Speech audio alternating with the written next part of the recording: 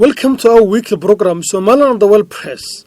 This week, the Minister of Environment and the Climate Change of Somaliland, Mrs. Shukri Haj Bandare, has written an article in the Addis Standard. Somaliland's resilience deserves international recognition. In a world brimming with headlines of conflict and chaos, we often overlook the success history in Somaliland, which has divided the Odys transition from a post-conflict territory to a thriving independent nation. It has been a remarkable journey since 1991, but it is time for the world to finally recognize our extraordinary resilience, progress, and the urgent need for international support. Looking back to the early 1990s, I recall a country in turmoil, with both men and women suffering and children bearing the brunt of it all. Somaliland emerged from the ruins of a post-conflict region determined to rebuild itself from the ground up. When we restored our independence from Somalia, we faced a daunting challenge, the task of rebuilding a nation from scratch. This required not just physical infrastructure, but also the rebuilding of our people, their values, culture, and establishing a functional system of governance from the ground up. Our transformation since then is nothing short of remarkable. We were fortunate to make tremendous progress over the last 32 years. Thanks to the unwavering dedication of our people, not only did we rebuild our nation, but we also rebuilt our collective spirit and mindset. We engaged in peace negotiations, rekindled our cultural values, and continue to aspire to join the international community.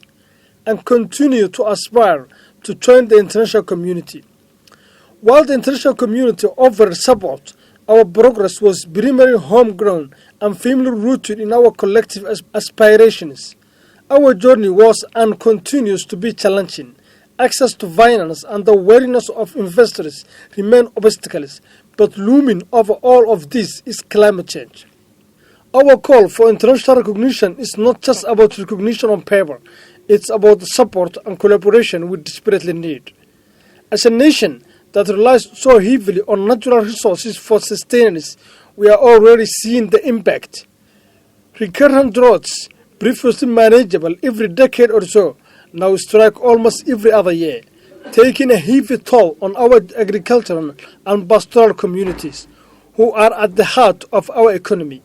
We have also experienced unusual weather events like cyclones and hurricanes. These challenges have opened our eyes to the reality of climate change. As a government, we have taken the initiative to educate our people about climate change and the importance of adaptation. We have worked hard to develop policies that align with the United Nations Sustainable Development Goals, SDGs, because we understand that sustainability is key to our existence. Climate change is a cross-cutting issue, and we have fostered collaboration between various government ministries and stakeholders to integrate climate considerations into all aspects of governance and service delivery. Watershed management, forest conservation, and combating desertification are among our top priorities. The rural areas play a vital role in our nation's economy, and they have been severely affected by climate change.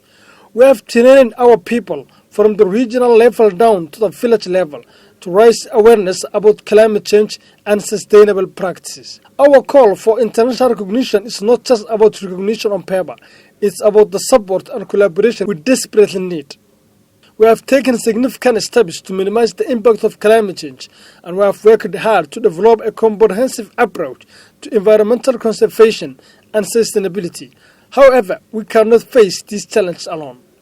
We are fortunate to have a partner in DBWell, a global company that has invested in our nation's development.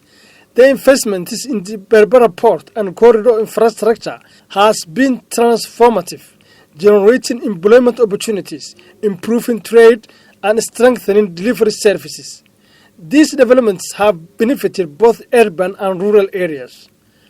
DBWell's support extends beyond infrastructure into education, health, and creating livelihoods. It's a testament to what public-private partnerships can achieve.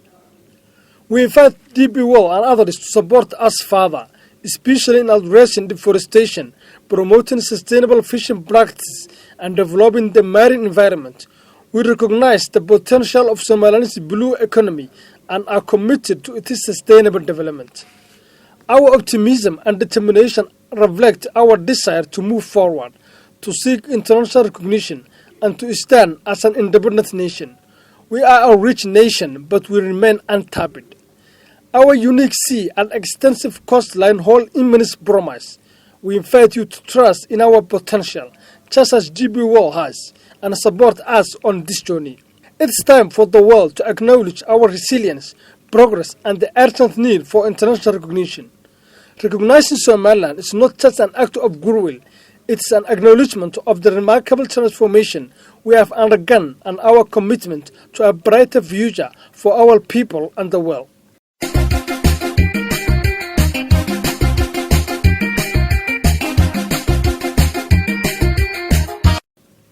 And dear listeners, that's the end of our weekly program. Somaliland, the World Press. The program today was about an article written by Her Excellency Shukri Haj Bandare, the Minister of Environment and Climate Change of Somaliland, published in Addis Standard. Till we meet next time for the same program. Have a nice time.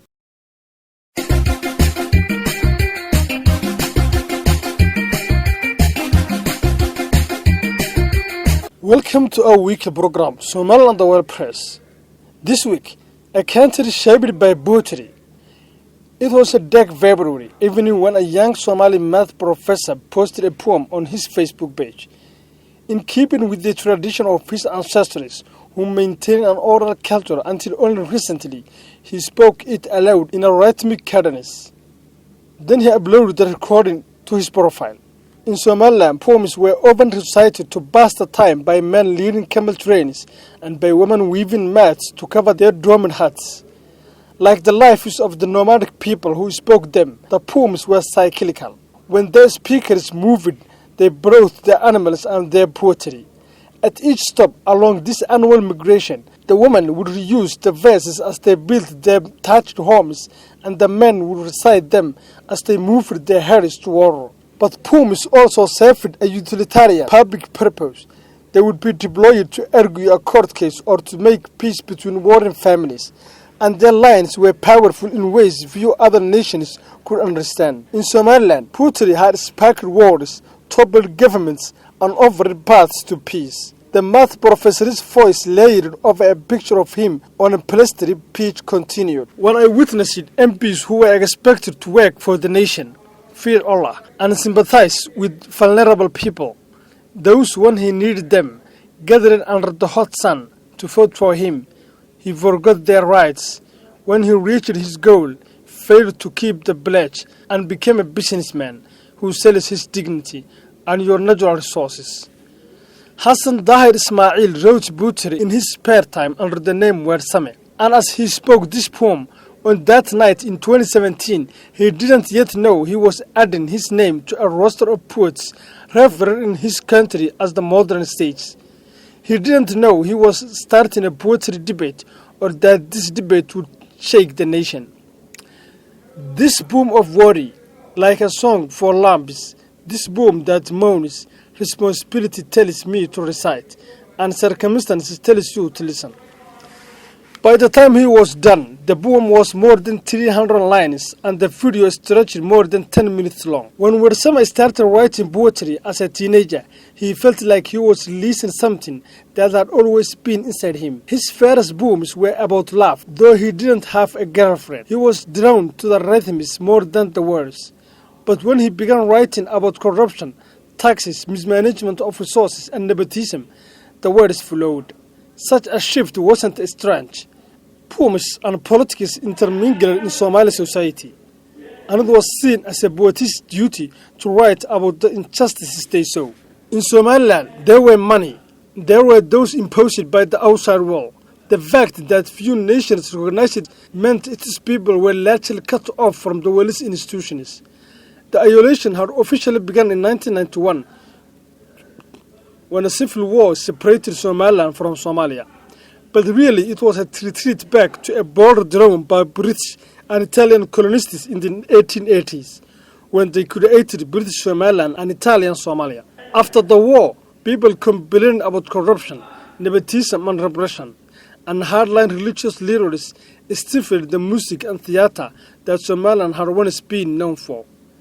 Wersame saw examples daily, and so when he began writing poetry, he did what generations before him had done. He looked around.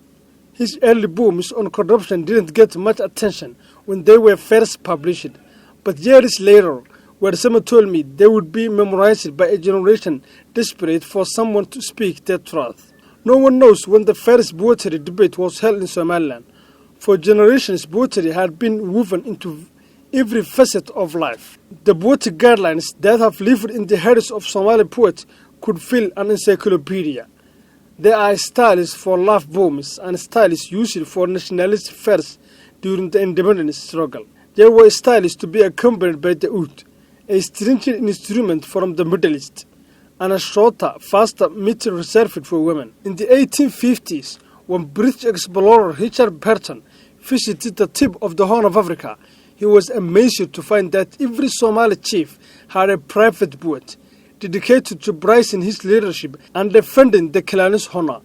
It is strange that a dialect with no written character should so abound in poetry and eloquence, he observed in what's now Somaliland.